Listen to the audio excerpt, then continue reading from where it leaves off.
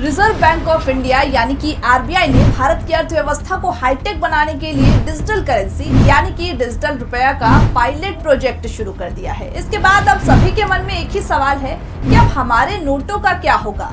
आइए तलाशते हैं इसके जवाब। नमस्कार, हिंदी खबर डिजिटल पर आपका स्वागत है और आपके साथ मैं अंजलि झा। दुनिया भर के देश डिजिटल करेंसी से अर्थव्यवस्था को नई मजबूती देने की तैयारी में है। अब भारत भी इस लिस्ट में शामिल हो गया और इसी के तहत आरबीआई ने देश में 1 नवंबर को डिजिटल करेंसी ई-रुपए की शुरुआत के साथ ही एक नए युग का आगाज किया है। अभी दुनिया में डिजिटल करेंसी को लेकर के क्या है हाल, पहले ये जान लेते हैं। अमेरिकी थिंक टैंक अटलांटिक काउंसिल के अनुसार दुनिया के 10 देशों ने केंद्रीय बैंक ने जहां डिजिटल करेंसी का पूर्ण इस्तेमाल शुरू कर दिया है। इसमें Bahamas, Nigeria, Antigua, Dominica, Grenada, Montserrat, Saint Kitts और Saint Lucia, Saint Vincent, Grenadines जैसे कैरेबाई देश भी शामिल है।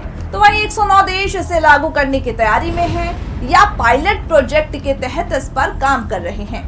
सेंट्रल बैंक ऑफ बहामास अक्टूबर 2020 में दुनिया का पहला केंद्रीय बैंक बन गया जिसने सीबीडीसी को लॉन्च किया। तो हमारे देश में नोट बंद हो जाएंगे? जी नहीं, फिलहाल केंद्र सरकार की ऐसी कोई योजना नहीं है, बल्कि डिजिटल रुपए को लॉन्च करना भविष्य की तैयारी है। इसके पीछे एक बड़ी वजह भी है। आरबीआई के अनुसार देश में 100 रुपए के एक नोट को छापने पर 15 से 17 रुपए की लागत आती है।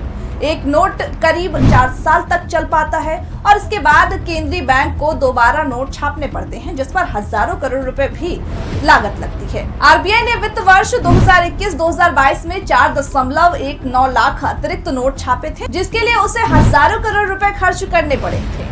ऐसे में डिजिटल करेंसी का चलन बढ़ने के साथ ही ये लागत लगभग खत्म हो जाएगी।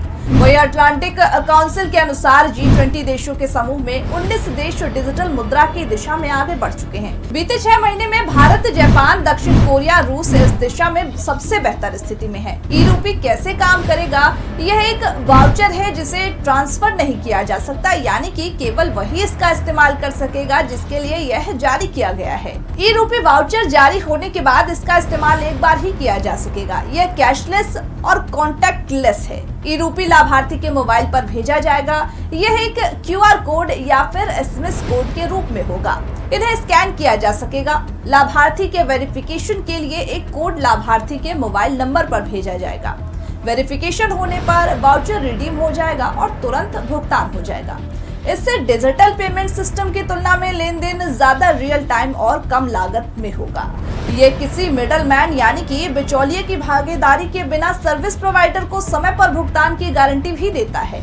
ई-रुपी बिना किसी फिजिकल इंटरफेस के सर्विस इनिशिएटर्स को लाभार्थी और सेवा प्रदाताओं के साथ ही डिजिटल रूप से जोड़ता है। साथ ही साथ यह सुनिश्चित करता है कि लेन देन पूरा होने के बाद ही सर्विस प्रोवाइडर को भुगतान हो।